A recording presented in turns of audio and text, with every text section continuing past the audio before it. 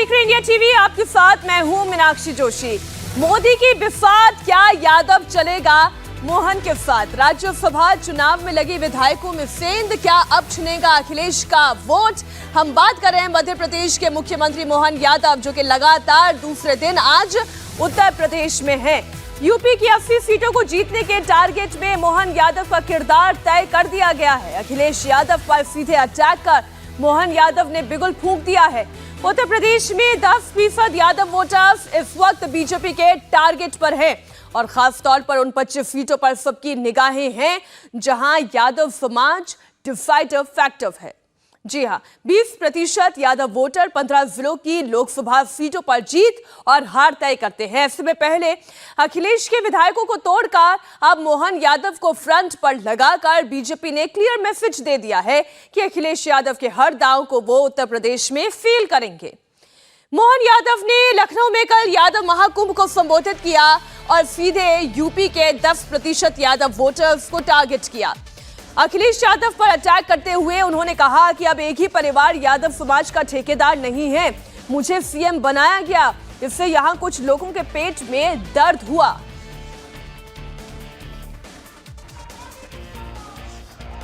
जिस बात को लेकर के कई लोगों के पेट दुख रहे हैं, लोग तो इतना ऊंचा सोचते हैं, मैं तो सोचता भी नहीं। मुझे तो नाम लेने में भी कष्ट होता है, अच्छा नहीं लगता है, थोड़ा संकोच करता हूं, क्योंकि हम जिनकी जय जयकार करते भगवान कृष्ण की, उन्होंने राजनीति को अपने घर में नहीं आने दिया। लेकिन लोगों को समझ में नहीं आता, मेरे आने के पहले एक सभा करके जान करते इस सभा को बिगाड़ने का प्रयास कोई करता है, अपने लोगों को सावधान करने का प्रयास करता। अभी तो हमने कुछ किया ही नहीं है, अभी तो अपने लोगों से मिलने आए हैं और निमंत्रण देने आए हैं। मोहन यादव ने कल लखनऊ में यादव महाकुंभ को संबोधित किया। इसमें लिखा था, यादव चला मोहन के साथ। इस पोस्टर के जरिए मोहन यादव ने उत्तर प्रदेश में ताल ठोक दी। परिवारवाद से लेकर सनातन तक हर मुद्दे पर मोहन यादव ने सीधे अखिलेश यादव को चैलेंज किया और कहा कि अब उत्तर प्रदेश में परिवारवाद नहीं चलेगा। उत्तर प्रदेश की वो धरती है जो नारा ही लगाती, नारे को सार्थक भी करती है। जय यादव, जय माधव। अब ये हमारे नारे में सब कुछ आ जाता है। ये जय जयकार किसी समाज विशेष की नहीं है, किसी जाति विशेष की नहीं है। ये समाज में आने वाली आवाज 5000 साल के उस काले कष्ट वाले समय को याद दिलाती है, जब धर्म की हानि हुई, हाहाकार मच रहा था। ऐसे समय पर एक ऐसे बालक का जन्म होने के पहले से घटाएं, काली घटाएं जैसे आज पूरा माहौल अलग ढंग से बता रही थी। ऐसा लग रहा था भगवान कृष्ण का वो जीवन का काल जब उनका अपना जन्म होने वाला है। इंद्र उस समय भी परीक्षा ले रहा था और इंद्र आज भी परीक्षा ले रहा है। मुझे इस बात की प्रसन्नता है, मैं जिनके सामने बात कर रहा हूं, ना ये उस समय झुके थे ना ये आज झुके हैं, जैसे थे वैसे के वैसे ही है। मुझे इस बात की प्रसन्नता है, बदलते दौर में, आज के समय में, लोकतंत्र में, मैं तो इस बात के लिए धन्यवाद देना चाहूंगा आप सबको भी कि मैं जब आया था तो मुझे लग रहा था कि मैं जहां जा रहा हूं वहां ऐसा माना जाता कि समाज का एक ही परिवार ठेकेदार है। मुझे इस बात की प्रसन्नता है, समाज किसी का ठेकेदार वाले को व्यवस्था से अपने आप को बाहर लाता, जिसकी अपनी स्वयं की पहचान है और यह होना भी चाहिए।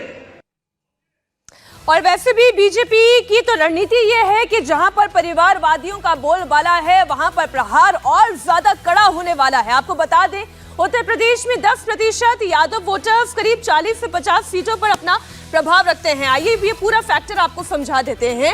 उत्तर प्रदेश में 10% ऐसे यादव वोटर्स हैं जो 12 से 15 जिलों में 20% है। यूपी के 15 ऐसे जिले हैं, खासतौर पर पूर्वांचल के इलाके, जहां यादव वोटर्स की संख्या 20% की मेजॉरिटी के साथ निर्णायक रोल अदा करती है। इसमें हम अवध और बुंदेलखंड की बात कर लें तो इस बेल्ट पर भी यादव वोटर्स का खासा दबदबा है। ऐसे में बीजेपी मोहन यादव के जरिए सबसे बड़े टारगेट को अचीव करना चाहती है। मोहन यादव पहले दिन से बीजेपी के तुरुप का इक्का कहे जा रहे हैं। जैसे उनका नाम अनाउंस हुआ था उसके बाद ये कहा गया था कि केवल दो ही यादव नहीं है, यानी कि अखिलेश यादव और लालू यादव ही नहीं है, मोहन यादव भी हैं।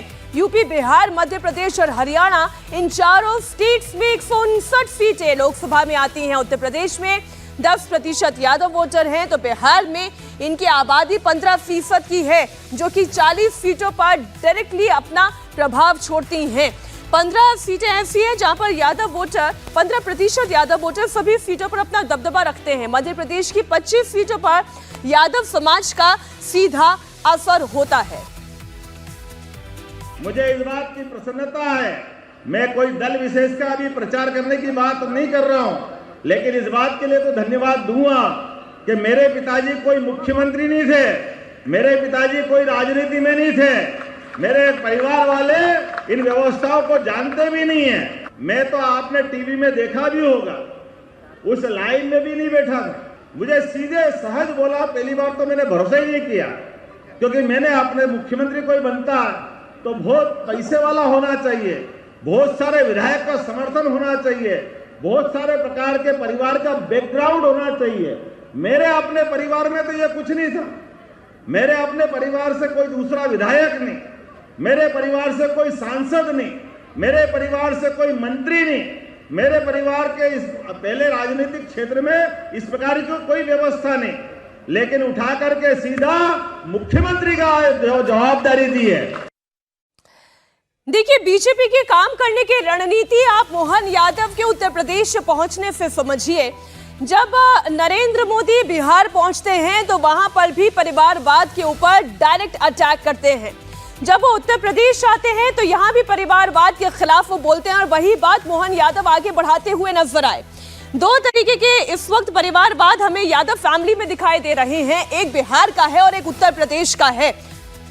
इस वक्त प्रधानमंत्री नरेंद्र मोदी भी तेलंगाना पहुंच चुके हैं। तेलंगाना के आदिलाबाद में 56,000 करोड़। दुनिया में भारत ऐसी इकलौती ओनली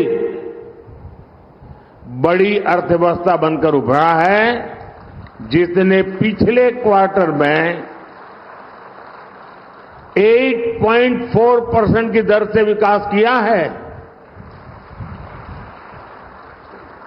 इसी तेजी से हमारा देश दुनिया की तीसरी सबसे बड़ी अर्थव्यवस्था बनेगा और इसका मतलब होगा तेलंगाना की अर्थव्यवस्था का भी तेजी से विकास। साथियों, इन 10 वर्षों में देश के काम करने का तरीका कैसे बदला है, आज ये तेलंगाना के लोग भी देख रहे हैं। पहले के दौर में सबसे ज्यादा उपेक्षा का शिकार तेलंगाना जैसे इलाकों को ही इसकी मुसीबतें झेलनी पड़ती थी। लेकिन पिछले 10 वर्षों में हमारी सरकार ने तेलंगाना के विकास के लिए कहीं ज्यादा राशि खर्च की है। हमारे लिए विकास का मतलब है गरीब से गरीब का विकास, दलित, वंचित, आदिवासियों का विकास। हमारे इन प्रयासों का परिणाम है कि आज 25 करोड़ लोग गरीबी से बाहर आ चुके हैं। ये हमारी गरीब कल्याण योजनाओं की वजह से मुमकिन हुआ है। विकास के इस अभियान को अगले 5 वर्षों में और तेजी से आगे बढ़ाया जाएगा। इसी संकल्प के साथ मैं आप सबको बहुत बहुत धन्यवाद देता हूं। अभी 10 मिनट के बाद मैं पब्लिक कार्यक्रम में जा रहा हूं। बहुत सारे विषय उस मंच के लिए ज्यादा उपयुक्त है। इसलिए मैं यहां इस मंच पर इतनी ही बात कह करके मेरी वाणी को विराम दूंगा। 10 मिनट के बाद उस खुले मैदान में खुले मन से बहुत कुछ बातें करने का अवसर मिलेगा। मैं फिर एक बार मुख्यमंत्री जी समय निकालकर यहां तक आए, मैं उनका भी आभार व्यक्त करता हूं और हम मिल करके विकास की यात्रा को आगे बढ़ाए, इस संकल्प को लेकर के चले। बहुत बहुत धन्यवाद। तो आपने सुना प्रधानमंत्री नरेंद्र मोदी को। उन्होंने कहा कि 25 करोड़ लोगों को गरीबी की रेखा से बाहर निकाला है। 10 सालों में देश में काम करने का तरीका बदला है। उन्होंने कहा कि ये राजनीतिक बात के लिए उपयुक्त मंच तो नहीं है, इसलिए मैं भी इंतजार कर रहा हूं अगले कार्यक्रम के जरिए आप ये मानकर चलें कि जब प्रधानमंत्री नरेंद्र मोदी बोलेंगे तो वो दक्षिण की 120 सीटों की तरफ अपनी नजर और अपनी रणनीति लोगों के सामने रखेंगे। तो बात दक्षिण की है, लेकिन दक्षिण में किस तरीके से प्रधानमंत्री नरेंद्र मोदी तेलंगाना के विकास की बात करते हैं और विरोधियों पर वार करते हैं, वो हम आगे आपको बताएंगे। लेकिन उससे पहले एक बार फिर से बात उत्तर प्रदेश की और बिहार की। मोहन यादव किस तरीके से बीजेपी के लिए तुरुप का इक्का साबित हो रहे हैं या हो सकते हैं, ये हम आपको समझा रहे हैं। आप देखें, इस वक्त प्रधानमंत्री नरेंद्र मोदी जहां परिवारवाद के खिलाफ वार करते हैं, तो यादवों के बड़े ब्रांड एम्बेसडर बीजेपी के मोहन यादव हो जाते हैं, जो लखनऊ में इस महाकुंभ को जब संबोधित कर रहे थे, इसके जरिए सीधे यादव वोटर्स को क्लियर मैसेज दे रहे थे। ये बीजेपी की ओर से मैसेज है। क्या कहा उन्होंने, आइए आपको एक बार फिर सुनाते हैं। कार्यक्रम, इसका मकसद क्या? ये यादव समाज का कार्यक्रम था, यादव महाकुंभ के नाम से। ये पूर्ण रूप से गैर राजनीतिक कार्यक्रम था, सम्मेलन था यादव समाज का, और जिसमें माननीय मोहन यादव जी को मुख्य अतिथि बनाया था। आप कह रहे हैं कि इसमें सियासत नहीं थी, लेकिन क्योंकि लोकसभा चुनाव आ रहा है तो ये कहा जा रहा है, ये माना जा रहा है कि ये जो पूरा सम्मेलन था, अखिलेश यादव के जो यादव वोट है उसमें सेंध लगाने की कोशिश। नहीं, सेंध लगाने की कोशिश नहीं है। अब मान लीजिए समाज में कोई दबा कुचला व्यक्ति है और उसकी आवाज़ अगर पहुंचानी है, आप नहीं सुनेंगे तो हम किसी न किसी माध्यम से या किसी न किसी स्तर पे हम अपनी बात तो रखेंगे ही रखेंगे। इसमें कोई राजनीतिक वैसी कोई बात नहीं है। ये हम लोगों का अपना सामाजिक कार्यक्रम था और जिसको पूरी तरह से सफल। आपने जैसे कहा कि बात नहीं सुनेंगे, तो कौन, आप जैसे यादव समाज की बात कौन नहीं सुनेगा? यादव समाज के जो ठेकेदार बने हुए राजनेता हैं या फिर मंत्री ले लीजिए या कोई भी है, जो बात नहीं सुनेगा, अपने स्तर तो बात पहुंचानी ही पड़ेगी।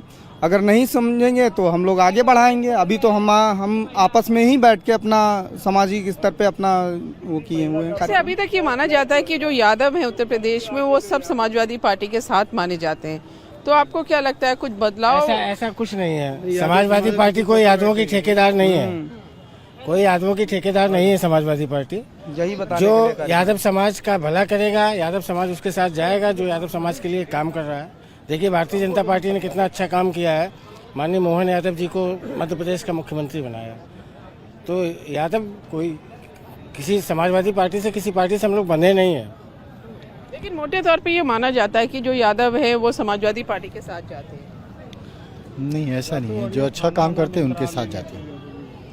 यादव समाज भी भारतीय जनता पार्टी में माननीय भूपेंद्र यादव जी, माननीय हंसराज अहीर जी, माननीय मोहन यादव जी, ये सब यादव ही तो है। अच्छा, तो इस चुनाव में आपको लगता है कि यादव बीजेपी की तरफ आएंगे? बिल्कुल आना चाहिए। हर यादव तो छोड़िए, हर हिंदू, हर लोग जो है, नौजवान है, वो सिर्फ विकास की तरफ आना चाहता है। विकास की तरफ आ रहा, एक बस घरेलू राजनीति नहीं चाहता है कि एक घरेलू राजनीति है। अखिलेश यादव जी सिर्फ अपने घर को देखते हैं और सारे यादवों को सिर्फ अपना वो वोट मान है और कभी विकास की बात उनकी नहीं करते हैं। अब यादव सिर्फ विकास की तरफ चलेगा, जहां विकास होगा वहां यादव जाएगा। ये कोई रोक नहीं सकता। इस तरह से हमने देखा कि 2014 के बाद से 2014 का लोकसभा चुनाव हो या 2019 का लोकसभा चुनाव हो, 2017 का विधानसभा चुनाव हो या 2022 का विधानसभा चुनाव हो, बीजेपी ने जो ओबीसी वोट है, गैर यादव वोट, उसमें तो सेंध लगा ही लिए है, और जो दलित वोट है, जो उसमें गैर जाटव वोट है, उसमें भी सेंध लगा दी है। तो अब ओबीसी वोट में, यादव वोट में भी सेंध लगाने की बीजेपी की ये कोशिश मानी जा रही है।